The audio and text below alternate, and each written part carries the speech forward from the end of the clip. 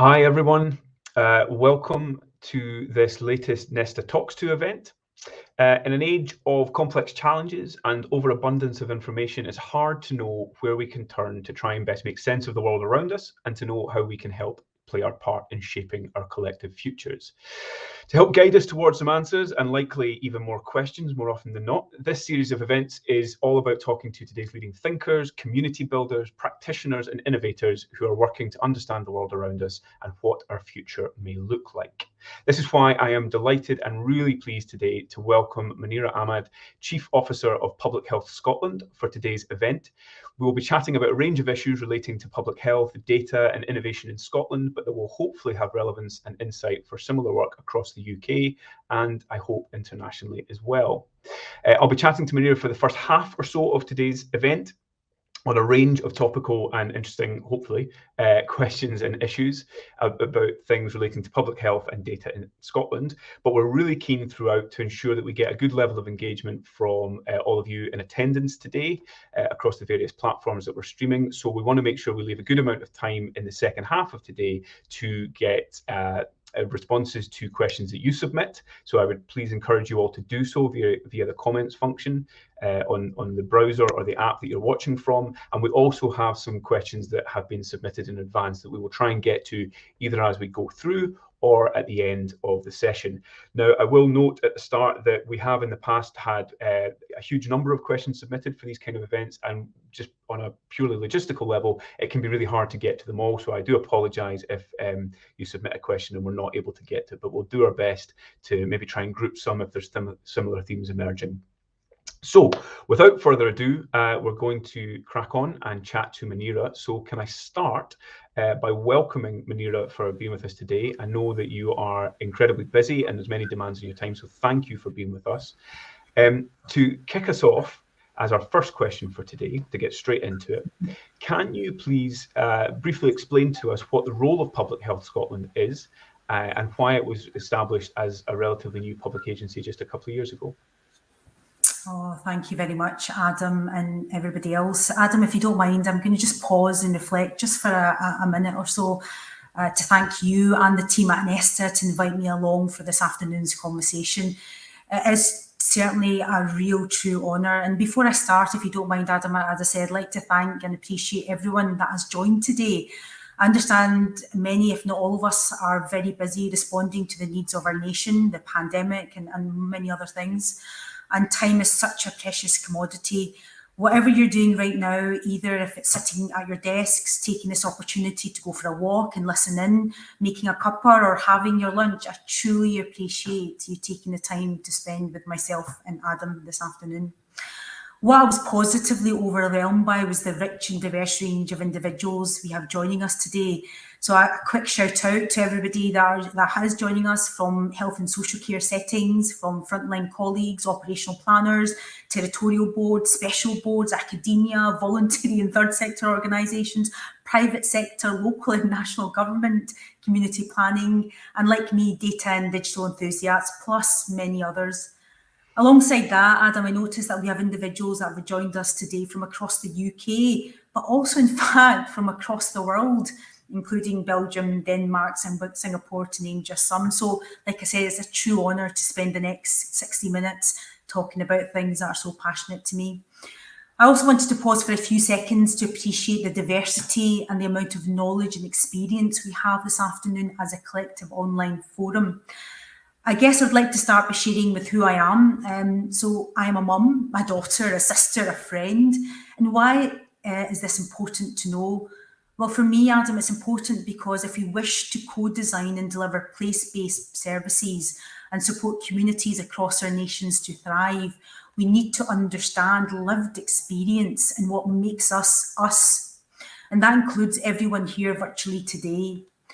In my role as one of the chief officers at Public Health Scotland, it includes leading a number of diverse work programmes, facilitating and influencing through networks to ensure open collaboration between partners, and consulting through technical advice, including connecting contacts and partners to overcome barriers to delivery, and all under the ambition of creating a Scotland where everybody thrives. And this really nicely kind of takes me into why Public Health Scotland. And for this, Adam, I think I need to cast your and others' minds back to a good few years to the start of the public health reform journey. And I appreciate a number of us joining today will have contributed to that journey and the subsequent exploration that has led us to where we are. So Public Health Scotland was established because we know Scotland faces considerable health and wellbeing challenges. We've had COVID for the last 22 months, a relatively poor life expectancy, health inequalities and climate change, to name just a few. And if we as a society continue to do the same thing, the same way, we will not address these multifaceted challenges. So the role of Public Health Scotland is building a new approach to public health in Scotland. Now, we want to see Scotland of flourishing communities. Communities need health and well-being to succeed, and we all know that this is complex. I mean, we live and breathe it every day in the different roles that we do. However, what we do also know is the foundations of flourishing communities include an inclusive economy, so good work, quality housing and education, looking at the attainment gaps, accessible to effective health and social care services for all, clean open spaces, water, sanitation, to name just a few. And Public Health Scotland's mission is to lay some of the solid foundation that supports long-lasting good health and well-being for all our communities, especially, Adam, those that are most disadvantaged. A whole system of people, organisations and the groups are responsible for different parts of the foundations of community wellbeing. And for me, just seeing some of the different representations that have been on this call, that are on this call today, just shows that there's so many of us that are needed to really make change happen. And we can do this by working really closely with each other, with different sectors, and like I say, all of us on this virtual session today. But Scotland, where everybody thrives, all join forces to create foundations for communities to flourish, is really at the heart of Public Health Scotland. And just to kind of finish off on this bit around Public Health Scotland and why we were formed, we also understand and appreciate there are many opportunities, Adam, we have in Scotland where we could never be in a better position to work together to improve its health and well-being. And just to share a few salient areas which start to knit together for me and for others the whole system's thinking. So we have a national performance framework, which I know many will be well versed with. It describes the Scotland we want to create. It uses an outcome-focused based approach that reflects both our values and aspirations of our people. We have our Scotland's public health priorities, and these are defined across 6 priority areas for organisations and groups to come together to really start to look at and improve the health and well-being of our communities. We've got a very strong community focus, and I say this because we have the Community Empowerment Act of 2015, which established very clearly community planning as a basis of public service and provides us a framework to work together with local communities to shape and deliver better services.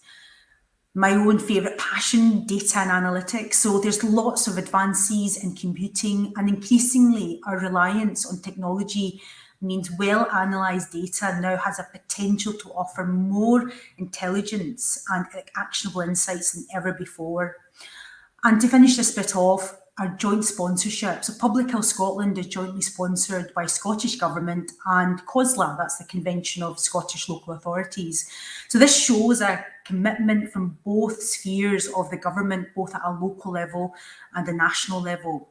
So putting this all together, it recognises that with Public Health Scotland in the mix of all of this, it will certainly support local, regional and national partners, support the ambition of communities and everybody to thrive within these communities. Thanks, Adam. Thank you very much, Manira. A really comprehensive overview, both of the history of where Public Health Scotland's come from, the challenges we're all grappling with as a nation, and some really kind of inspiring words about where we want to get to with our approach to public health. Now, we're going to come on, as you've alluded to, we're going to come on to chat about the role of data in public health. But just before we do, we had asked those who had registered for today's event to submit some responses to a word cloud that we're trying to create, where you'd ask them about anything that had changed in their behaviours or in their working patterns or life patterns as a result of the pandemic over the last couple of years. And I wonder if colleagues behind the scenes would be able to share the findings of where that is, sorry, where the responses to that are. So these are as up to date as we can get them. And I thought this was a great idea of yours, Manira, because we're going to talk about data and the many challenges around data, the many issues and competing demands of qualitative, quantitative data, etc., etc. But this is just, I thought this was a really nice way of engaging people, and it's quite funny on a very personal level to see some of these responses, because if I was to do my own word cloud, this is pretty much exactly what mine would look like. So I'm interested to know if that sort of has a resonance across the board. But I mean, what were your thoughts on what we're seeing here? And does this resonate for you and your colleagues in Public Health Scotland? Yeah, so thank you. And firstly, a massive thank you to everybody for taking the time just to respond to this. Adam, I was very much like yourself. I mean, I could certainly have added much more to that, but everything that I've seen on this reflects my own personal journey. And I guess you know this, Adam, and a number of colleagues that have joined us today will know this as well. You know, my journey has seen also the loss of loved ones through the course of the pandemic. And to see our next generation go through really emotional times has been quite profounding and has changed my life forever. And I guess, you know, keeping it lighthearted for the now, you know, one of the things that I really missed was getting physical, you know, in a sense, physical activity. Get my words out right there. Around physical activity. And some of you will see, if you can see in my background, if I move this way, that I have a treadmill in the background. You know, and what I've managed to do over the last, you know, period of being working at home is that I've seen myself on that treadmill joining meetings, you know, and would I ever have thought about it? I was and just a quick reflection, and just yesterday, and if you follow me online, you would have seen me tweet about this. I was joining one of the regular updates with my chief exec, and with her pace of her conversation, she made me beat my own personal best at doing 5.4 miles within like 40 minutes. I'm like, where did that come from? So I guess there's ups and downs for everyone within the course of the last 22, 23 months. And the main reason for me to start with this, Adam, was because all of this needs to be really openly reflected when we come together to start to think about what our nation needs.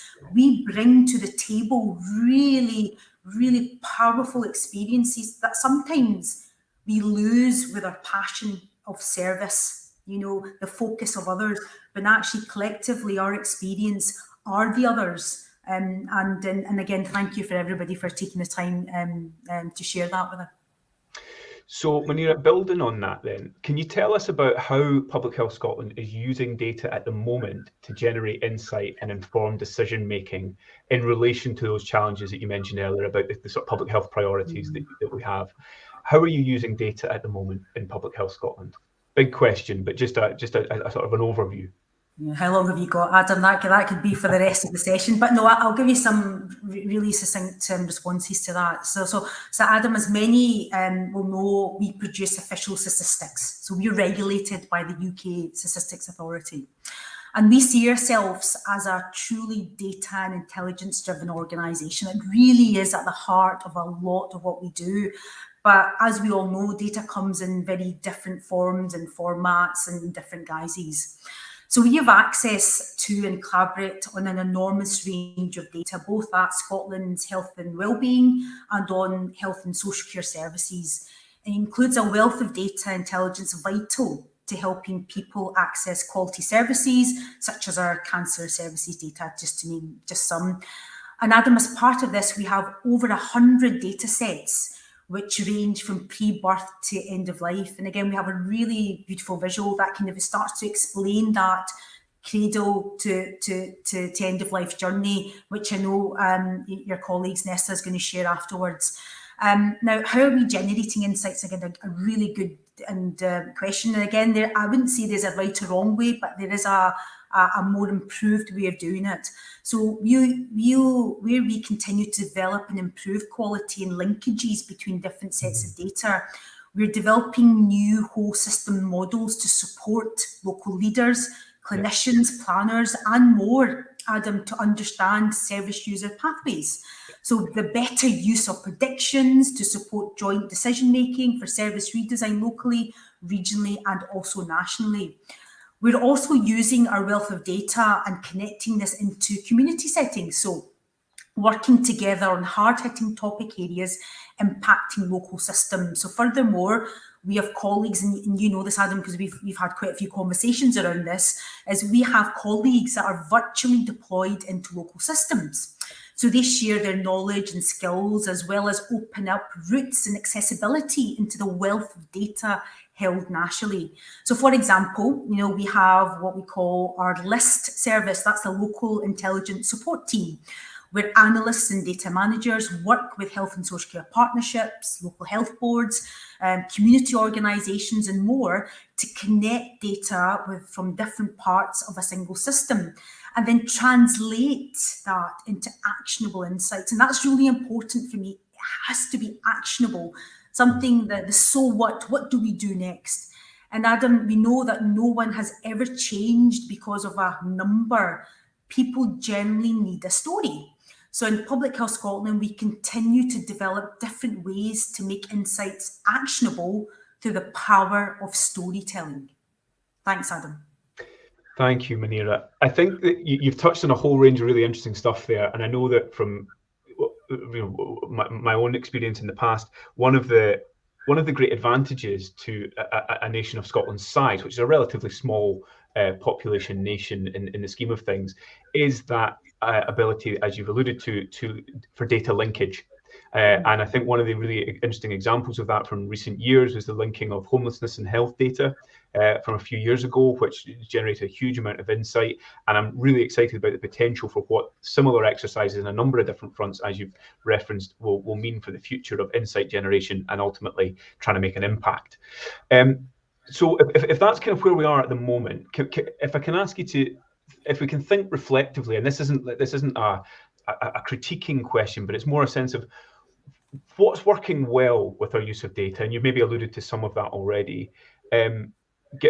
Given that we do have these really significant public health inequalities in Scotland, you know, we've performed quite poorly at a national level compared to other comparable European countries or OECD nations.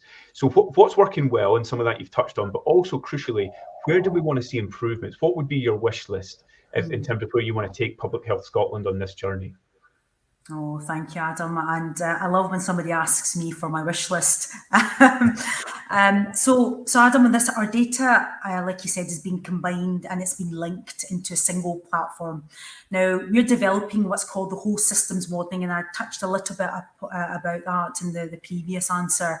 Now, that's just one of the examples where we're bringing together information from a whole range of different sectors to help with prediction, to help with joint decision-making, but also to help with service redesign by using data together and bringing together multidisciplinary teams at both a local and a regional, as well as a national level to do that.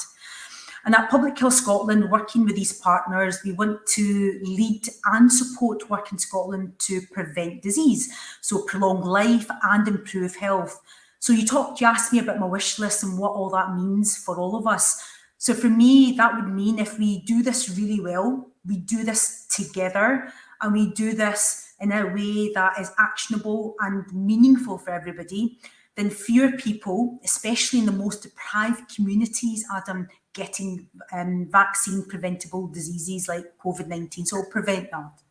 Fewer people losing health to infectious and diseases and hazards, and which we know and sadly all too soon have experienced over the last 2 years. That Scotland is ready for future pandemics. You know, who knows what's around the corner, but we want to be fully prepared for that. Fewer people dying from drug, alcohol and tobacco use. Fewer people dying from cancer. We have more people that are satisfied by the quality of public services. And you'll see, Adam, I say public services because it's not just health and care services, it's of health and well-being. So it's all public services, which I add to my wish list. More people over, say, 55 say their health is good or very good. We have fewer children living in poverty. More people describing their neighbourhoods as very good places to live in. We've improved mental well-being, and we have a smaller income inequalities. Now, there's much more I would add to that, Adam, but for me, those are sort of the dozen of the hard-hitting items that are really emotive to not just myself, but a lot of my colleagues in Public Health Scotland, as we work to really improve the health and well-being of Scotland's nation and support communities to thrive. Thanks, Manira. There's a great question that's come in the chat from Jan, which I'll maybe sort of weave in if I may just now, because I think to your point, I think you mentioned this earlier. It's like, can you help bring that to life with us? Because you've set some really admirable ambitions there, and ones that would be hard to disagree with for anyone. But how can you give us an example of how Public Health Scotland, or as you say, public services in general, have translated data into actionable insight? What's a good example of that to help bring that concept to life for the folk joining us today? Oh, great. Did you say Jan had put that question in? Yeah, in the comments. I'm putting you on the spot there, Manira, but yeah, it's an example you can think of. Great, thank you very much. I was going to say, Jan, thank you very much. A lovely question, and it's great to, like, back to one of my points I said, people don't generally change because of a number. They really need a story to evoke those emotions. So which one do I choose for? And so I'll probably talk a little bit about the drug deaths example. So we provide national leadership in tackling the harms associated with drugs use, which includes support to the Scottish Drug Deaths Task Force, leading the evaluation rights in respect and recovery, working in conjunction with Police Scotland, and developing national standards for consistent delivery of no barrier medication-assisted treatment, and sharing data as well. So some of that work included an example around the early warning system. So this is actually working within not just the national context at a policy level, but a local context. So the early warning system is all about preventing drug-related deaths, to identify problems at an early stage and intervene quickly. So we worked with Police Scotland to develop the system for drug deaths. And in the past, what would happen, there would be a time lag of several weeks between an issue arising in communities and the data being available to partners. So this meant it was often too late to take action to make a difference, Adam, and save lives. So we used our monitoring and surveillance expertise to develop a new approach whereby partners were able to identify within a matter of days if there was an issue that needed attention. So what we did in Public Health Scotland with our partners is develop a robust data sharing arrangement that enabled partners to build a more comprehensive picture of what was happening in their local areas. And if data on suspected drug deaths from Police Scotland, together with data from the Scottish Ambulance Service on drug-related emergency signals, that there was an issue in a local area, then working with the local community, so this is actually with the local organisations as well, we came together to take action to prevent harm. Now, this is very innovative and collaborative action. It showed that we can be more impactful in public health when we work across the system. We add and pool our expertise and share our intelligence. And this new way of working, there's a lot we can learn and then replicate into other areas and make it sustainable. So this tool was used to assess the situation back in August, just last year, and with great success in working not just internally across our nation, but also looking at what other nations have done within the UK as well. We were able to develop this early warning systems. Now, Adam, that's one example in many, and we do have this literature or stories that are being produced on work that we have done locally, and maybe I can share that with you and the team to share a bit wider afterwards as well. But again, another great question, Jan. Thank you very much for that. So, Manira, if I can, you set out in that response and the one before sort of great examples of what's happening just now and some of the really good stuff, as well as your ambitions of if we could wave a wand or whatever, make a wish about where we want to be. But if you were to assess where Scotland is just now in that broad sense across all our services, what's not working as well as it should be or could be in terms of data and public health? Is there some areas that we really need to sort of see quite fast improvement on? Yeah, so that's another great question, Adam. So what's for me not working well? I guess I wouldn't say as much as not working well, but actually more opportunities in certain fields and certain areas of work. I think for me, there's still a level of data maturity that we need to get right and support a lot of different sectors. So I'm thinking about the community and the voluntary sector. There's a lot of rich data, especially around the lived experience in amongst this. Yeah. So one of our big focus areas is how do we support that sector to be able to get data into a format that allows us to connect and link that to data that we already hold. And as I touched a bit upon that in previous responses. So for me, that's a massive opportunity that not just yourselves at Nesta, us in Public Health Scotland, but everybody around this virtual table can help us do. And there's lots of programmes, both government-wide and at local level, that have started in and around data maturity. I guess the other thing for me as well, which is equally important, the actionable insights, the so what, the storytelling. And we have lots of expertise and knowledge of bringing data together, of linking data together, of understanding the bigger picture.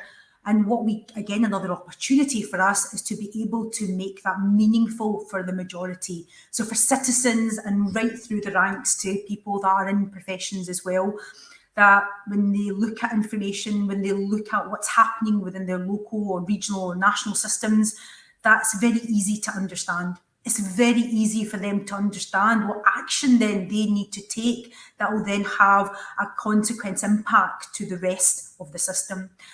And the other bit for me, and amongst all of this, again, another opportunity that we have is how we can work more in a multi-agency approach. Yeah.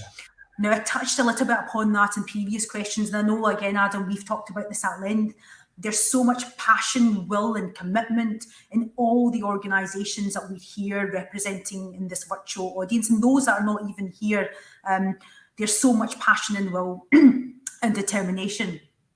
So we all have a role in our own leadership to bring that together, to really kind of raise our heads and look across the areas we work in as who else needs to be in the spaces we are in or who isn't and should be. What are the unknowns and how do we get to answer some of those unknown questions?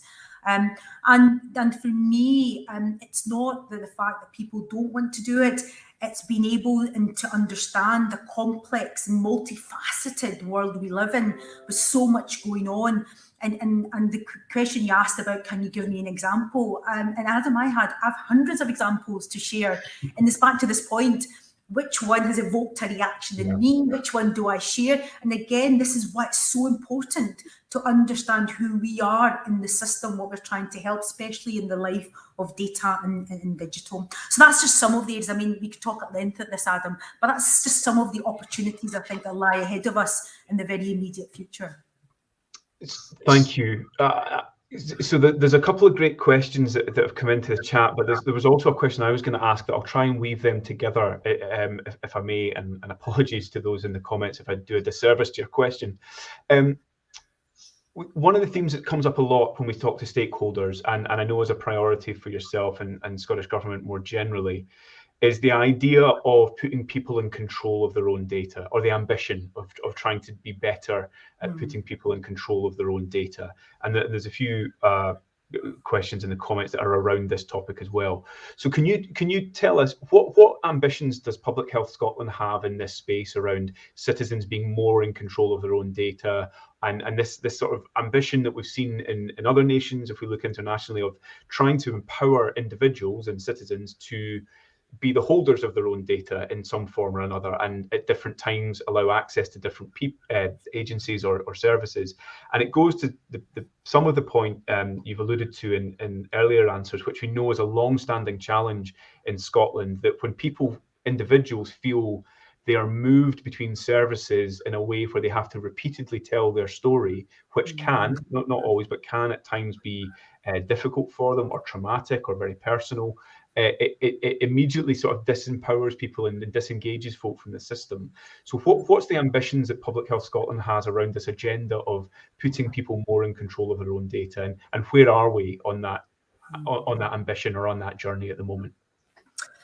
So Adam, for me and for many, having access and being able to be in control of your own journey, and even if I speak as a citizen, that really is something that starts to support individuals to take control of their own health and well-being. And that has been our ambition. I mean, I've been in copious amounts of discussions over the past years, and even before the pandemic, of the ambition to move us into that space. And actually a lot has happened. So I would start by saying highly accessible and consumable open data to support effective decision-making at an individual, community, local government and national government levels is where we need to be. And it has to be in that open format. And here I would talk a little bit about the NES digital service, or the NDS, as some people might know as, was set up by the Scottish Government back in June 2018, following the publication of the Digital Health and Care Strategy for Scotland. And again, if you haven't had a chance to read the Digital Health and Care Strategy, I think that is a fabulous piece of work, Adam. And there's things that have just happened in the last few months in and around the Digital Health and Care Strategy. But there were three main objectives, and I think they really sing true, Adam, to the ambition of Public Health Scotland as to where we want to be around putting people in control of their own data, is that we want to enable excellent care by making sure health and care practitioners can capture and access that special information they need to do their jobs. Exactly what you've talked about. Why do citizens need to have to tell their story over and over and over again? How can we use the infrastructure and the models that we've got to be able to share that information, capture it once, then share it with who needs to see it, giving them the right access to data? And a lot of that's progressing, like I say, through the NES digital service. To provide tools and services which allow NHS Scotland and wider colleagues and third parties to build valuable products and services on a shared national infrastructure. So again, back to this point of we're going to be able to really bring to life the putting people at the heart of this and giving them the control of their own data. We need to be cognizant of the infrastructures that we've got. And we're not fortunate, as other countries and nations have done, is that we can wipe the slate clean and build a new infrastructure. We have to work with what we have, the bespoke applications and infrastructures we've got, and build on top of that. But as I said earlier, we're in an environment where technology is moving. So examples and the ways of working and adopting that is really moving at pace. And then I would say to create an architecture to support key research agendas for better decision-making and service improvement. And why do I bring this up? The reason I bring this bit up, and again, it is very important, data, consumable data at point of collection and using that is great, is fabulous, but then it has several other uses as well. And one of them includes the research agenda. How can we use what we've collected and compare that against historic and predictive analytics, and then be able to really jump into the preventative sphere across all the sectors? And for me, being able to do all of that, and as I say, the Digital Health and Care Strategy for Scotland is championing all of this, coupled with, and so this is not alone, coupled with putting the user at the heart of service design. And within our, Adam, as colleagues will know, our digital office, we have that now built up as a very strong team, but putting users at the heart will end up allowing us to really move our technical architecture to ensure that key things are only done in one way across Scotland. So it's not that, well, I've just told my doctor, then I've just had to tell my social worker, then I've had to tell my home carer. We collect it once and share it. And there's some really great examples that have emerged even during the pandemic that has kind of cut across bureaucracy and governance and allowed us to really do innovative stuff. And people are identified and where clinical data stored for me, Adam, that we avoid having different logins for every system as well. So there's duplication of information. So both for citizens, but also for the users of that data. So either you are working at the front line, or if you're a planner, or if you work at a policy level and everything in between, how we build infrastructures that reduce the duplication. So for me, having all of that, and again, Adam, I've just touched on some of these things. This is so complex, but if we touch on them and we bring together those elements, it will make it that little bit more easier to be able to put people in control and kind of their own health and well-being. Thanks, Adam.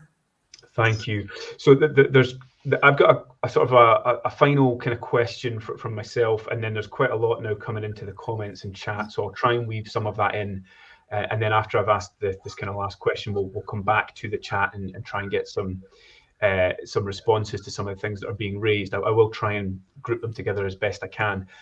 But this is maybe trying to weave a couple of things together here, but one of the really interesting things to my mind about the way Public Health Scotland has been constructed and set up is that there's a really big and prominent focus on place and well-being, which I think talks, as you've alluded to the many shared priorities we have from the National Performance Framework down across public services in Scotland.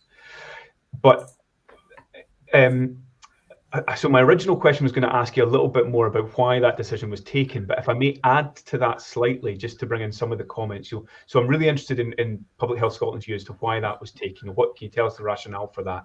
But can you also, if you're able to, can you bring in any sense of what data you're looking to use in that sort of focus on place and well-being? Because again, as you've sort of alluded to, Manira, that one of the things about Scotland, we are a small country, but we do have quite a lot of structures and quite a lot of different types of data collection, as you rightly say, because of a legacy of where many of our systems have come from. And we know that things like interoperability or access are a challenge. So can you chat to us about why the rationale for place and wellbeing so prominent in Public Health Scotland? And in relation to that, what are you looking at in terms of data in relation to that agenda? Great, thank you very much. And hopefully maybe some of that will touch on as you say, some of the questions I was raising. They're really interesting questions that are coming up, Adam. So you're doing a great job of weaving them into what we're talking about. So I'll take it in two parts. The first part around, the focus within that kind of local context. So what we know, Adam, is national policy and our strategic plan both recognise that local systems are fundamental to driving improvements in health and wellbeing of the population. Fundamental, they are. This alongside rather than instead of, so working in collaboration. So Public Health Scotland was set up to be a national and local organisation, recognised, and I talked a little bit this earlier about our dual sponsorship between Scottish Government and COSLA. Now, the clear policy direction from both national and local government is a stronger focus on place and supporting local systems, Adam, to improve community health and wellbeing. And the local government blueprint affirms this, or reaffirms this, I should say, so that's COSLA's position, that public health reform must progress to deliver support for local government and bring about a recovery that tackles both poverty, intersectional inequality, enhances community well-being. Because of this, we are redesigning our local approach. So that's just some of, again, the policy context why we're taking a place-based approach. Now, some of the detail I shared earlier about knowing where we are, knowing that wish list that you asked me for, well, a lot of that can be influenced within local systems more than it can be influenced just in national systems. So being closer aligned with local governments and the proximity to communities will enable Public Health Scotland to be more impactful and influential across the social determinants of the wider public sector decision-making processes. Back to this point, that multi-agency approach and working with those that are able to make really influential service design decisions within their communities. Also, by supporting adoption and implementation of intelligence, so back to this data bit, but when I talk about intelligence, I talk about research and evaluation from these insights for the scaling and learning opportunities. So being able to take best practice and being able to support the scalability of it across our nation where appropriate. And that can't just happen from a national footing. You need to be within that local and regional space to support and complement the actions that are happening. It's also taking a place-based approach also allows an easier and simpler access to the range of public health knowledge and expertise to support the local system. So I said, I touched on one of the examples around the local intelligence support team, that they are now virtually locally based. But what they also do, not just support local systems, but open up the access into the knowledge and expertise that's much wider that make up Public Health Scotland, which ensures that outcomes are designed by taking that multidisciplinary approach and for maximum impact. So, for example, improving mental health or reducing violence and harm or substance misuse. And supports and being place-based supports a more improved coordination of national support. So there's lots of passion and will within other national organisations as well, and coming together and coordinating that in conjunction with local leaders allows us to build strong advocacy for a public health approach. So together we are better than the sum of our parts. And also it supports with the distribution of resource fairly and equitably. In the past, I've seen that national organisations would come into an area and really focus on all the determinants or all the kind of challenges that area is focusing on, and sometimes at the detriment of focusing on any other areas. But with now a revised focus on working together, a revised focus on collaboration, what we're doing is using that part of that multidisciplinary teams to work alongside the local systems to organise our assets and resources better, Adam. Thus, we become more impactful in communities in place. So like I say, fundamentally, our ambition says it's about the communities thriving. Well, how can we do that by just being national? We need to look across the whole spectrum, national, regional and local. And on your kind of second point, you talked about what sort of kind of information or data would we be looking for. Well, actually, it's as wide as it can be. So it's not just the traditional health, social care, primary care, but it's much, much wider than that. And you said a lovely example about health and housing. And I remember vividly being part of that very early exploration and looking at homelessness applications that were coming in one of the one of the areas, and connecting that to the services around health and housing, and it's so insightful in bringing that multi-agency approach together. But we'll be looking at transport, from traffic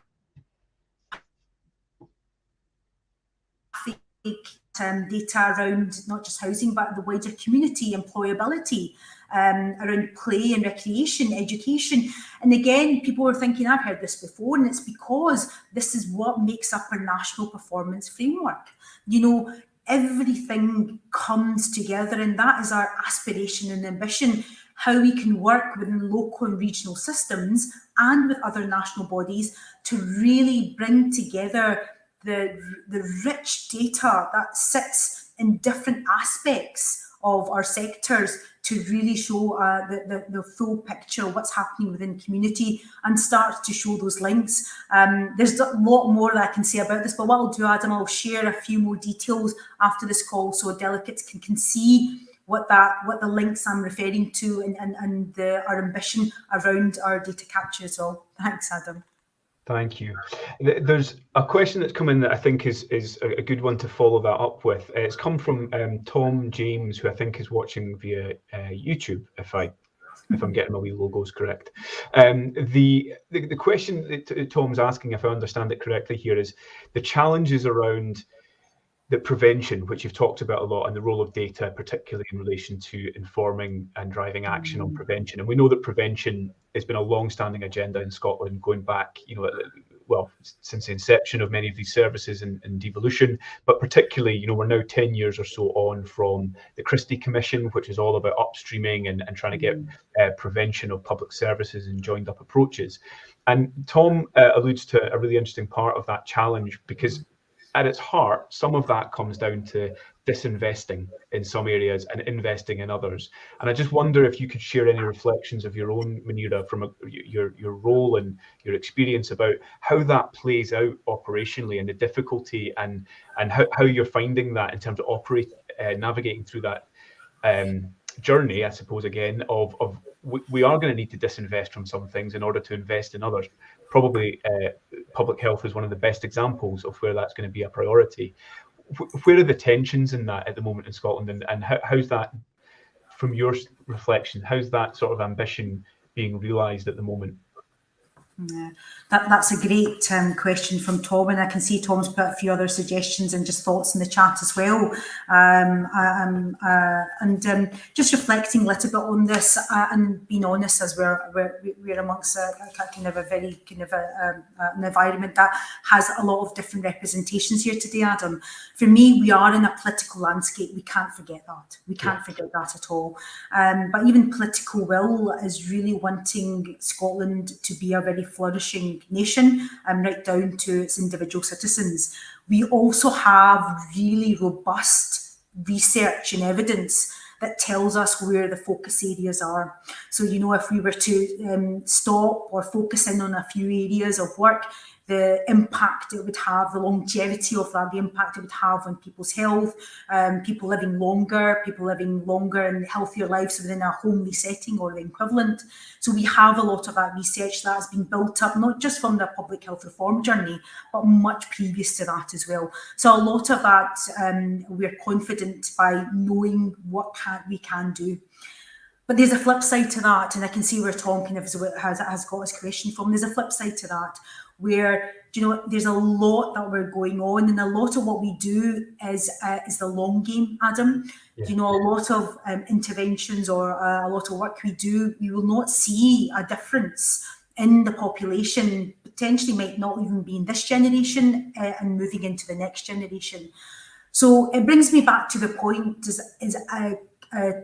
through our political will and those that are working within the system, how do we come together to really start to explain the difference we want to make in Scotland? So back to this point, we're not just going to change of a number. We need to have that narrative, that story, to really open up our minds about what we need to do and where we need to focus on.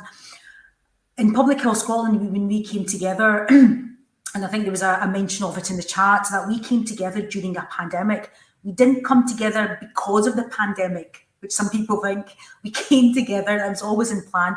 And what we had a pandemic thrown into the mix during it. And with Public Health Scotland itself, it was coming together of kind of three legacy organisations.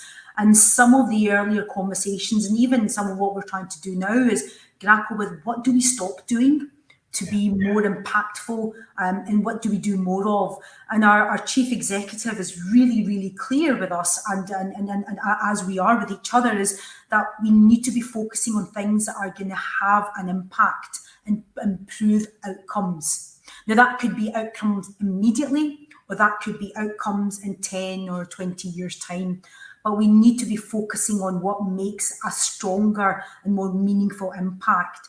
And impact is very different depending on where you come from. But if we kind of throw back, and you asked me for my wish list, if we look at some of that, which is all research based, if we look at some of that, it gives us a solid core foundation to come together to focus on joint initiatives. So we talked about poverty, I talked about employability, I talked about economy, and even just general services. Now, they are at the heart, or if not majority, all of the communities in Scotland.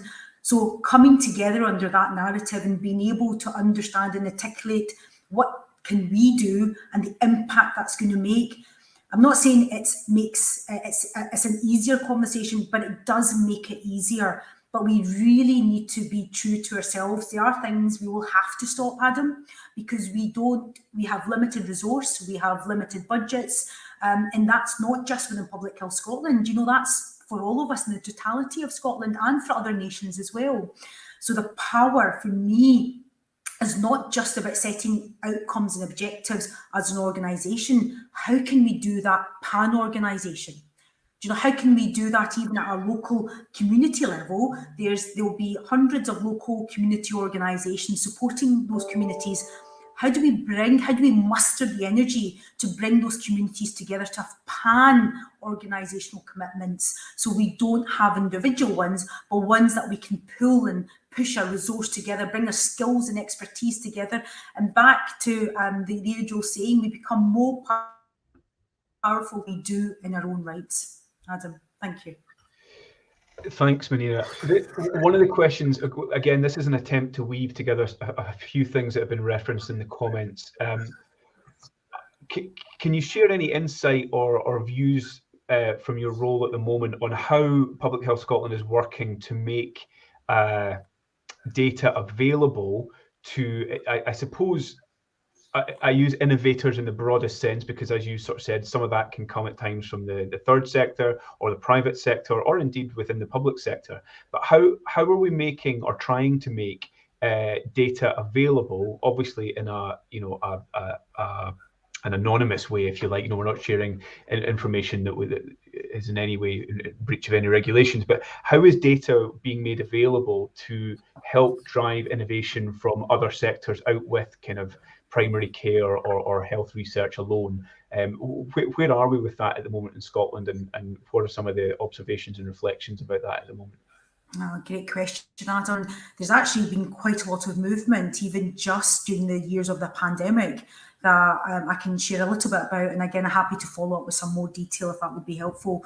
So I talked about, you know, the accessibility to data, both at a granular level and aggregated, means different things to different people. But if you go, so I'll kind of walk through just some of those examples. So I kind of at a granular level, you know, our focus around that place-based approach. So moving and supporting local systems by moving our skills and expertise closer to them.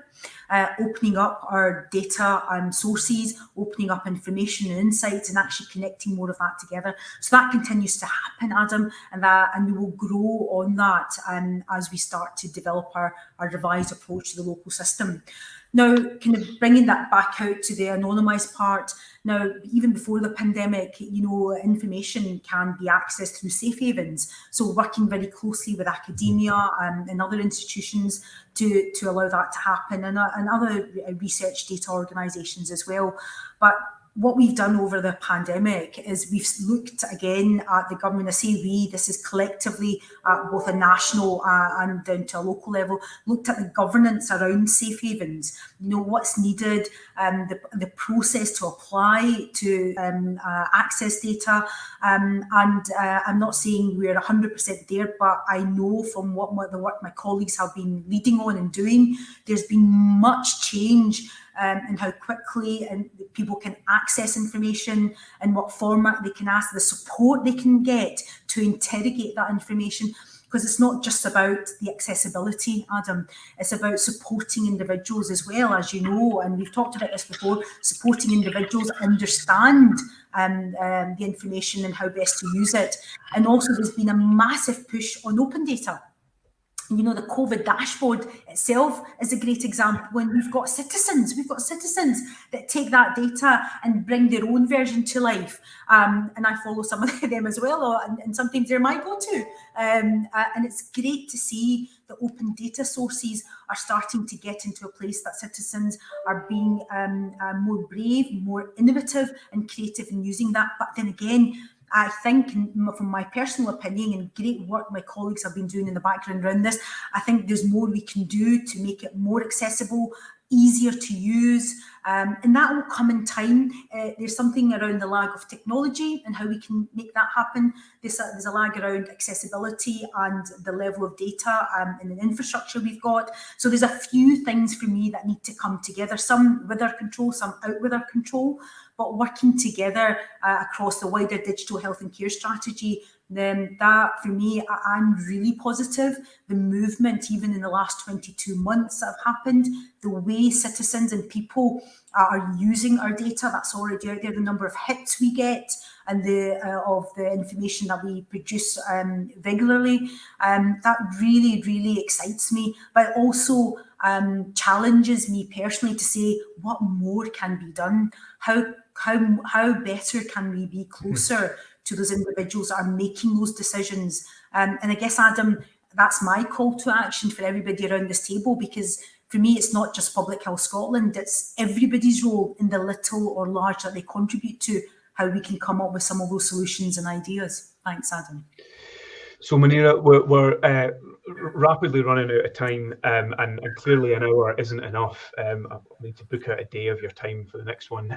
But if I may ask you a final question, and we really only do have a couple of minutes left, but we've had a huge range of questions today, and it's been brilliant. And thank you to everyone in the comments and in the chat who's submitted something. And I'm sorry if we've not been able to get to some of the key ones. But if I may take the prerogative to ask the last one, what's a question that you've not been asked today that you would love to answer? If you could think of anything that you, in your role, with the view that you have across where Public Health Scotland's going, what's a question you've not been asked that you would love to answer in the last couple of minutes? That's a great question, Adam, and thank you for putting me on the spot. That's how I come up with my best outputs.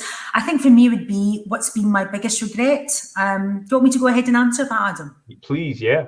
Right, okay. So I probably have two. So I'll start with the lighter one first. So when I was younger, Adam, I didn't listen to my mum when she told me not to pluck my eyebrows too thin, as they indeed took ages to grow back in. So lesson for me there is, mum usually knows best. And secondly, and probably more importantly, for me, it's probably the importance of self. And I guess that kind of relates to how we started our session today, isn't it, Adam?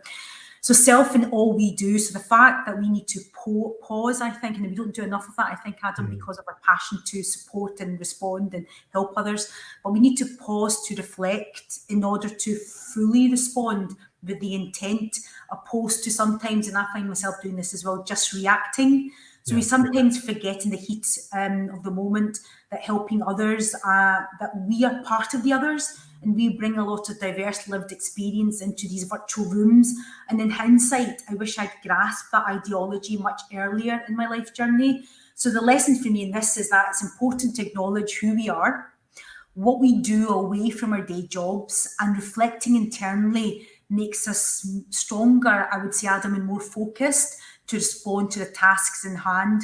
So our lived experience for me is invaluable insights, and when joined up with others, it just becomes very powerful. So my aim is to keep that in mind throughout my onward journey, Adam, and supporting our communities to thrive. Thanks, Adam.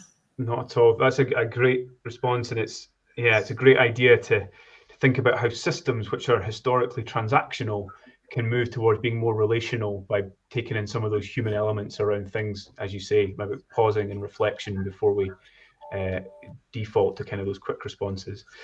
Well, we've come to the end of our time, almost exactly. So I just want to take a couple of moments at the end here. Firstly, Manira, to thank you for spending so much time with us today and being so open and sharing your insight, your knowledge and your experience. and candidly as well. That's hugely appreciated, so thank you very much. But also to thank everybody who has joined us for this session today. We had over 200 people register to join us, and we've had a huge level of engagement in the comments, so thank you to everybody. We are going to be sharing a sort of a follow-on feedback summary, in which we will also make sure to include feedback from additional links, as Manira has alluded to today. There's various documents that we'll want to send on to people that expand further on some of the points that Manira has mentioned or touched on today that we didn't have time to go into in detail. So thank you very much to everybody. It's been a great pleasure, and we hope to see you at the next Nesta Talks 2 event. Manira, thank you, and to everyone attending, thank you very much. Thank you, Adam.